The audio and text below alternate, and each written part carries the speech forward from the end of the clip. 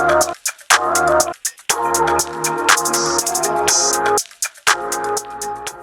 guys, my name is Upasna. Welcome to our channel. It's called You're on a Budget, and today's video is going to be very important for you if you are planning to visit Singapore anytime soon. We will be discussing topics like flights, visa, currency, hotels, food, and inter-country, inter-city travel. So if you're planning a trip to Singapore, please watch till the end. Starting with flights. We got a very good deal to Singapore. One day I was just browsing and I found a Vistara return for 34,000. By the time I booked it, which was probably 12 or 14 hours later, it turned out to be 38,232 rupees. It could have been cheaper with all your Make My Trip, cashbacks and offers. However, the tickets that we booked were partially refundable, and at this point we had not planned to visit Singapore. I just booked it because the tickets were affordable in my opinion. Visa had to be done. We don't know if we would be rejected, so I just felt spending a little more for my peace of mind made sense. This, by the way, included 30 plus 7 kgs for both of us. We weren't planning to shop or travel, heavy, so it didn't matter. But if it matters to you, that's good to know. Second thing, we got our meal selection and seat selection. This all was possible because we booked our tickets via Vistara.com, the website, and not Make My Trip. So reason why we also spent a little more than Make My Trip is because we booked directly. It helps because I am also a frequent flyer member. So if you fly Vistara often, then you get your air miles and stuff. So it always comes in handy if you book via the website. Now let's talk about visa. For Singapore, you need to book your visa from here. Book in the sense apply. And you cannot do it on your own. There is no visa on arrival like many other Asian cities or countries. So please be aware that you have to apply for a visa while you're in India through an agent that is approved by the government of Singapore. So you cannot just go to any random agent and do it. The visa cost on this app called Atlas is only 2,500 rupees. However, we got it done via our family travel agent who charged us 3,500 rupees per person. But the reason why I chose him is because he's done it for so many of our other trips. Second, he asked for very basic documents. In comparison to Atlas, the app, it was cheap, but when I saw somewhere on their app that my passports will be sent to Bhubaneswar, and I was not quite comfortable with that. I don't know where my agent sent it, but it was picked up from my home and delivered back to my home, so that was very good. Coming to the documents that my agent asked me, which was pictures for Singapore visa, which is in a particular dimension that you can figure out with the person where you're getting clicked, but it has to be matte and in that dimensions only. Your passport, which should have a validity of at least 6 months from the date of travel. Bank statement, which has to be signed on every single sheet of the statement. And your flight tickets. And my agent did dummy hotel booking because at that point I had not decided which hotel I wanted to stay at. And so with just these basic documents, he applied for my visa. While I have to mention that usually it takes 5 to 7 days, ours took about 12 to 14 days. I don't know why it took so long. And I really thought at one point that I'm not going to get it, but of course we got it. And the good thing is we got it for 2 whole years. So if you want to visit Singapore anytime again and we get like a mad deal on flights, we will definitely visit Singapore because we loved it, and you will know why when you watch all our other videos. Now let's discuss currency. A friend of mine who's been to Singapore recently told me that it's a fully cashless country and you do not need change, like you do not need cash at all. However, me being a little bit of a nervous traveler did carry $200, and $200 around 12,000 rupees. It did come in very handy if you are planning to eat at hawker centers, if you are planning to buy the smaller souvenirs from roadside shops.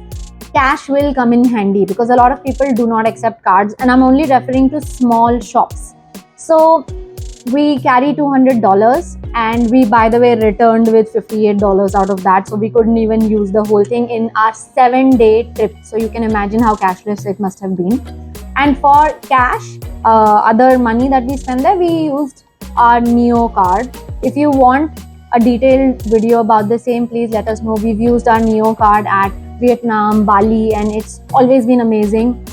There's zero markup fees, and I'm sure if you are watching this video, you're planning international travels and you know what Neo is. However, if you need a detailed video, please do let us know and we'll be happily making a video for you.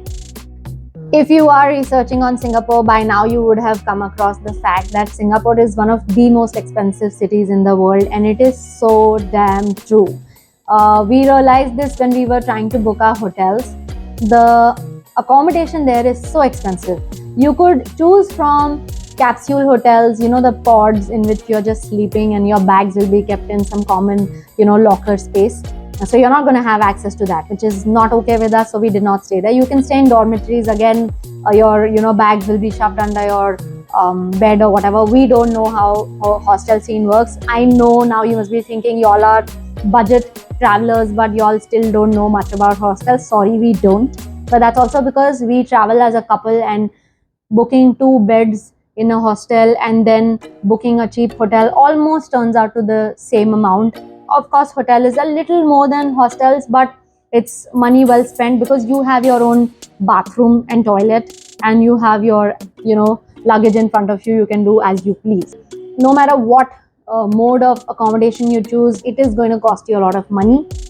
We chose a hotel which was located at a fabulous location. We had 2 metros, MRT stations at walking distance, while we used only one, which was called Little India, because it had 2 lines, and that came in very handy. Wherever we had to travel, we could just pick which line we wanted to travel and change from there. It was super clean. It was well maintained, freshly renovated. The size of the room was a massive downer, but again, there are ways to handle that, so I'll talk about that in a later video. But it was located at an amazing place.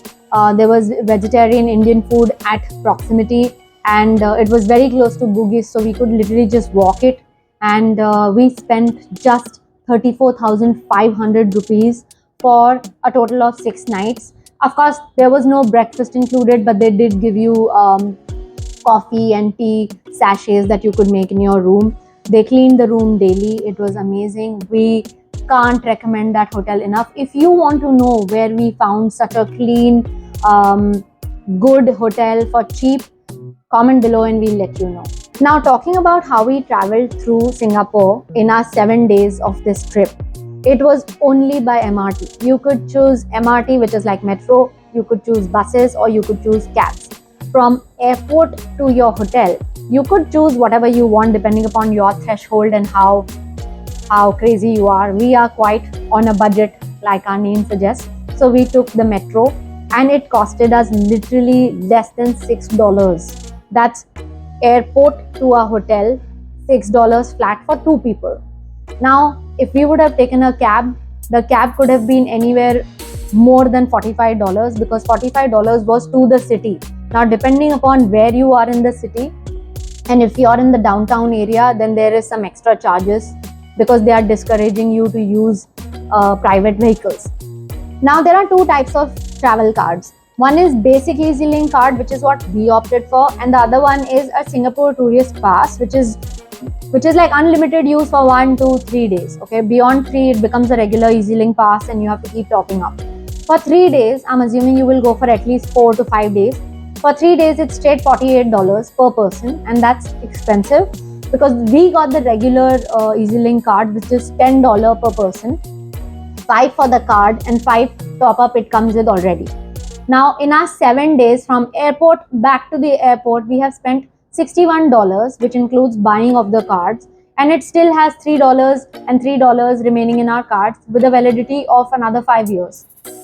So you can do the math and figure out how cheap the regular EasyLink card is. It's available at the airport. I'm going to insert like a video so you can see where we went and got it, and it's also available at 7-Elevens and convenience stores in the city if you need it later.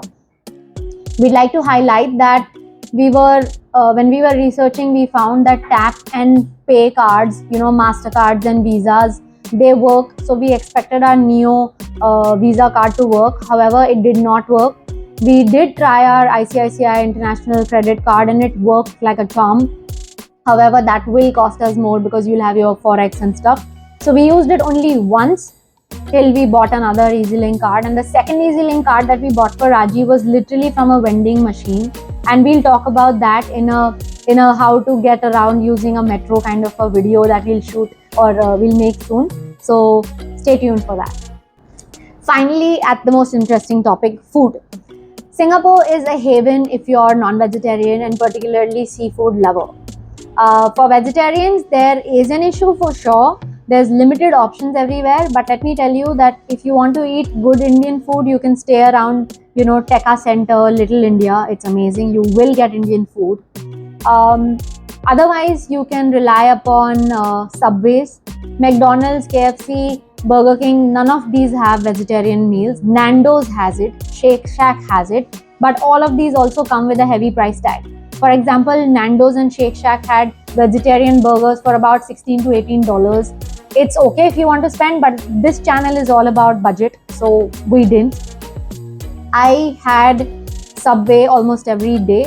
Subway had an amazing offer going on. For $6.50, they had a Veggie Delight, a big bottle, like a big Coke or whatever that you want to have, and we had Fanta and Sprite in literally every flavor possible, and a cookie.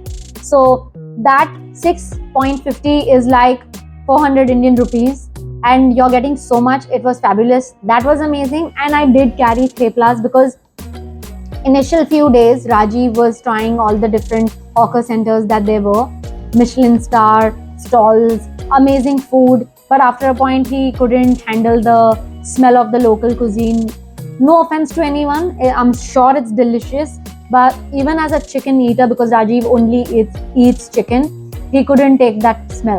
So he ended up going to McDonald's and KFC, and when he would eat that, I would have his drink or fries. So there were times when I was not very fussed about what I will eat. I just had the fries. And this is one thing that if you're on a budget will come in handy. But if you're a large eater and you need to eat proper meals, then Subway is at your disposal. It's literally available everywhere. There is a lot of vegetarian and vegan food. Of course, you'll have to keep apps like a Happy Cow on your phone, or you could just Google vegetarian foods around me, and you can go to any fine dining, any semi-fine dining, and they will have like a margarita pizza or some sort of veg Thai curry, or vegetarian options will be there. You just have to spend a lot more money and a lot more time, because you will have to then accordingly go to those places which are offering, and whatever it is that they are charging, then that's that.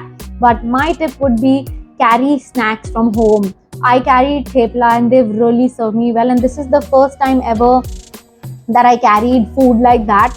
We obviously did carry cup noodles. By the way, talking about food, I must mention that most Singaporean hotels do not offer breakfast. This may be not true in cases of Marina Bay Sands or Marriott's and Westins of the world, but if you are living in a budget hotel, they will not give you breakfast, and it's okay, because you might have a kettle and you can literally just make your cup noodles there, or your instant upma, thepla, whatever.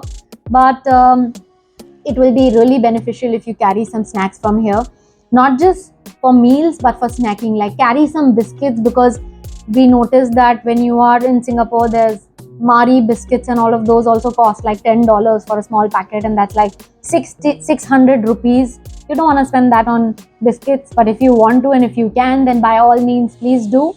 But point is that food is expensive if it's vegetarian. Non-vegetarian, absolutely no issues. You will get dishes starting from literally $1.5 and you're sorted. Please follow us, like and subscribe to our channel. Share this video with someone who's traveling to Singapore, or if someone's planning a trip in the near future, and that will mean the world to us. Stay tuned for the other videos. Thank you.